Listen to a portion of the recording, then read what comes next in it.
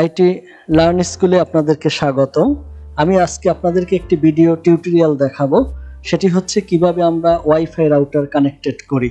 তো এই ভিডিওটি আপনারা সুন্দরভাবে দেখবেন, যাতে করে প্রত্যেকের বাসায় ওয়াইফাই রাউটার অনেক সময় কানেকশন দেওয়ার দরকার হয়, যেটা আমরা নিজেরাই কানেকশন দিতে পারি। পাশাপাশি আপনারা আমার চ্যানেলকে সাবস্ক্রাইব করে নেবেন, কারণ আপনারা দেখার সাথে সাথে আমার চ্যানেলকে সবাই সাবস্ক্রাইব করবেন। তো এখন আমি ভিডিওটি শুরু করতে যাচ্ছি। সেটা হচ্ছে যে আমি যখন কোনো রাউটার কানেক্ট করব, তখন আমার ডিসপ্লেতেই দেখা যায় যে কোন ধরনের নেটওয়ার্ক আমি কানেক্টেড করব। যেটা আমার এখান থেকে কম্পিউটার ডিপার্টমেন্ট একটা দেখাচ্ছে, সেটা আমি না করে এখান থেকে ইনফ্রার কিছু কানেকশন আছে, এটা আমার এখানের প্রতিষ্ঠানের নেটওয়ার্ক। তো এটা না করে আমি একটি টেন্ডা নামে একটা ওয়াইফাই নেটওয়ার্কে কানেক্ট করব। তো সেটা কানেক্ট করতেছি, সেক্ষেত্রে আমার যেটা করতে হয়, আইপি দিয়ে ঢুকতে হয়। যে কোনো রাউটারের ক্ষেত্রে সেটা তো এর পিছনে দেয়া থাকে আইপি অ্যাড্রেস, এবং এই অনুযায়ী আইপি অ্যাডমিন পাসওয়ার্ড দিয়ে দেয় তারা আমাদেরকে। এভাবে ঢুকে কানেকশন দিতে হয় এবং কনফিগারেশন করতে হয়। তো এখন আমি ঢুকতেছি, আপনারা দেখেন আইপি দিয়ে ঢুকতেছি আমার রাউটারের মধ্যে। তো রাউটারে প্রবেশ করলাম, এখানে দেখাচ্ছে টেন্ডা এবং যেটা বললাম অ্যাডমিনের পাসওয়ার্ড দিচ্ছি আমি।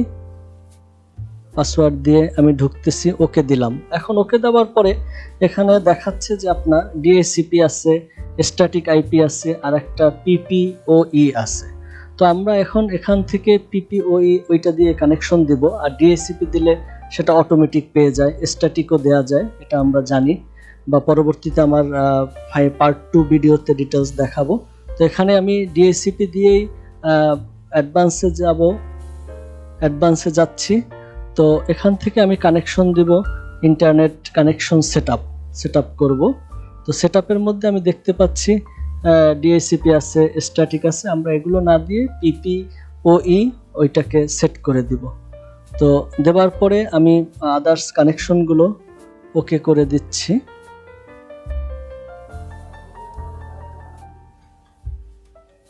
এখানে আমি ইউজার পাসওয়ার্ড দিয়ে দিচ্ছি।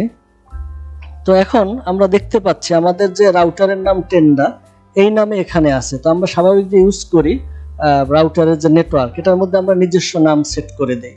সেই হিসাবে আমরা একটা নাম সেট করে দিব, প্লাস যে পাসওয়ার্ডটা দিছিলাম সেই পাসওয়ার্ড চেক করে আমি আবার লাগলে একটা পাসওয়ার্ড চেঞ্জ করে দিব। সেটা আমার সুবিধার জন্য, মোর সিকিউরিটির জন্য, যে আমি পার্সোনালি যেহেতু এটা ইউজ করতেছি, বাহির থেকে যাতে কেউ এসে সহজে অ্যাক্সেস করতে না পারে, এবং কমন যদি কিছু পাসওয়ার্ড থাকে সেটাকে চেঞ্জ করে আমরা একটু ইউনিক পাসওয়ার্ড সেট করে দিতে পারি, যাতে সহজেই কেউ অ্যাক্সেস করতে না পারে। সেক্ষেত্রে দেখা যাবে যে একটু সময় নেবে, এবং এই নেটওয়ার্ক থেকে ওই নেটওয়ার্কে যাবে, সেক্ষেত্রে একটু সময় নিয়ে কাজটা শুরু হবে, নেটওয়ার্ক পাবে। তো আমরা যে একটু আগে পাসওয়ার্ড সেট করলাম, নামও চেঞ্জ করলাম, দেখলাম এটার পরে আমার রাউটারটাকে একটু রিস্টার্ট দেওয়া হয়েছে, যে কারণে পরবর্তীতে কানেকশন পাওয়ার জন্য আমি রাউটারের নাম চেঞ্জ করে যে নামটা দিয়েছি সেই নাম থেকে আমরা কানেক্ট করব, যেটা এই রাউটার থেকেই পাবে। কিন্তু আমার এই যে নতুন পাসওয়ার্ড সেট করেছি, সেই পাসওয়ার্ড দিয়ে আমার কানেকশন দিতে হবে। সেভাবে দিয়ে আমি সেট করে রাখবো আমার সিকিউরিটির জন্য। আবার যদি বাহির থেকে কেউ অ্যাক্সেস করতে চায়, যাদেরকে আমি পারমিশন দেব, পাসওয়ার্ড দেব, তারাই শুধু অ্যাক্সেস করতে পারবে। তো এভাবেই আমরা একটা নেটওয়ার্ক কানেকশন দিতে পারি ওয়াইফাই রাউটারের মাধ্যমে। এটা আমি কিভাবে একটা নেটওয়ার্ক কানেকশন দিতে হয়, আমাদের বাসা বাড়িতে এখন সবাই ওয়াইফাই রাউটার ইউজ করি, সেটা দেখালাম। এরপরে আমি সিকিউরিটি রিলেটেড আরেকটি পার্ট করব নেটওয়ার্ক 2 এর মধ্যে, সেখানে আমি আপনাদেরকে ডিটেলস আরও দেখাবো।